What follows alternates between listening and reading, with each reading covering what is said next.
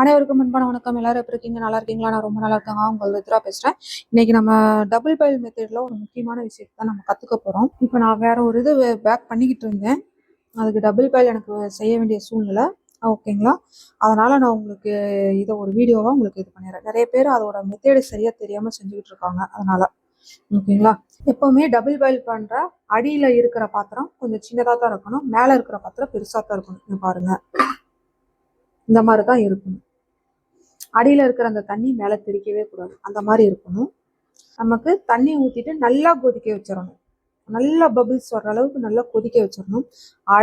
அடுப்புல இருந்து எடுத்து தனியா வச்சுட்டு அதுக்கப்புறம் அதுக்கு மேல வச்சுதான் அந்த ஹீட்ல தான் நம்ம மிக்சிங் பண்ணணும். அடுப்புல வச்சுக்கிட்டு மிக்சிங் பண்ண வேண்டாம்.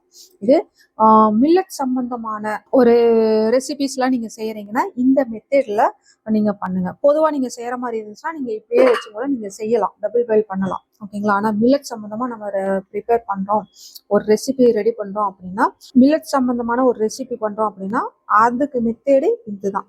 இந்த மாதிரி நல்லா கொதிக்க வச்சுட்டு அதை எடுத்து நம்ம தனியா வச்சுட்டு அந்த தண்ணிக்கு மேல அந்த பாத்திரத்துக்கு மேல மட்டும் வச்சு நல்லா மெல்ட் பண்ணணும். ஓகேங்களா? மெல்ட் பண்றது எப்படிங்கிறத நான் அடுத்து காமிக்கிறேன். நல்லா தண்ணி கொதிக்கட்டும். இப்போ பாருங்க, நல்லா கொதிச்சிருச்சு, ஓவர் ஹீட் ஆயிருச்சு. இந்தாங்க, இது மேல எடுத்து அப்படியே பாத்திரத்தை வைங்க. இப்போ அந்த ஹீட்லயே நம்ம மிக்ஸ் பண்ணணும். மிக்ஸ் பண்ணுங்க. இந்த சாக்லேட்டை கொஞ்சம் சின்ன சின்னதா கட் பண்ணி போட்டுருங்க.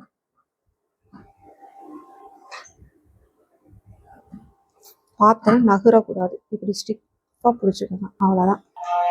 மெல்ட் ஆகிறது உங்களுக்கு தெரியுதா? மைல்டா மெதுவா தான் ஆகும்.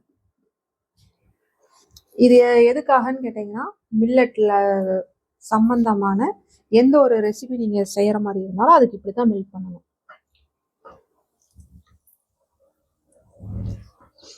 சூடு தண்ணி, ரொம்ப கொதிக்கிற தண்ணியோட ஆவி இருக்கு பாருங்க, அந்த ஆவி மேல பட மெல்ட் ஆகிறது நல்ல குவாலிட்டி, அதாவது நம்ம ரெசிபியோட டேஸ்ட் குவாலிட்டியை அதிகப்படுத்தி கொடுக்கும். டேஸ்ட்டும் நல்லா கொடுக்கும், குவாலிட்டியும் ரொம்ப அடுத்த ஒரு ரிச்சுக்கு கொண்டு வந்து கொடுக்கும். ப்ரீமியம் குவாலிட்டியா கொண்டு வந்து கொடுக்கும். முதல்ல கீழே இருக்கிறது இது பண்ணுங்க. வரும், ஒரே ஒரு நிமிஷம் இப்படி வச்சுக்கிறீங்களா? இப்படி கைவிடாம மெதுவா இது பண்ணணும். ரொம்ப பயக்க வேண்டாம். தெரியுதுங்களா? இந்த மாதிரி மெதுவா மிக்சிங் பண்ணணும். இப்ப இப்படி நம்ம கொண்டு வரையிலே அப்படியே சைட்ல இருக்கிறது எல்லாத்தையும் நீங்க எடுத்துட்டு வந்துடணும். நாங்க பண்ணுங்க.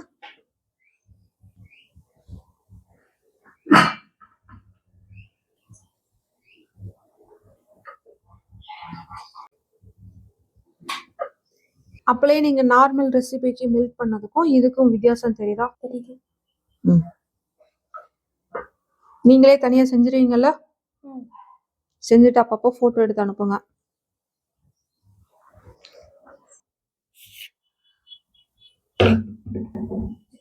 பாத்துட்டீங்கன்னா இப்ப பாருங்க, நல்லா மெல்ட் ஆயிடுச்சு. பாத்தீங்களா? ஓகே, இந்த மெத்தட்ல நம்ம மெல்ட் பண்ணோம்னா ரொம்ப நல்லா இருக்கும். ரெசிபியோட குவாலிட்டி டேஸ்ட் எல்லாமே பெஸ்டா இருக்கும். இதே மாதிரி நீங்க செஞ்சு பாருங்க, நிச்சயமா நல்ல ஒரு ரிச், அதாவது உங்களோட ரெசிபி ப்ரீமியம் குவாலிட்டியில வரும். இதே மாதிரி அடுத்த என்ன எது சம்பந்தமான வீடியோஸ் வேணும் அப்படிங்கிறத சொல்லுங்க, கமெண்ட் பாக்ஸ்ல சொல்லுங்க. அனைவரும் தொடர்ந்து இணைந்து முன்னேறுவோம். நன்றி, வணக்கம்.